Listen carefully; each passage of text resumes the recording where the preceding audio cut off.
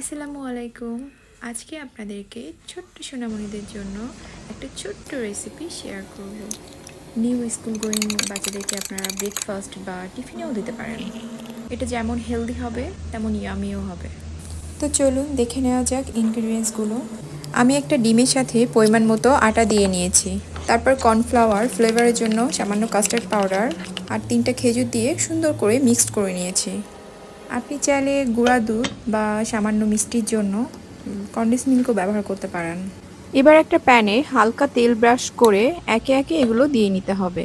অবশ্যই অল্প আঁচে রাখতে হবে।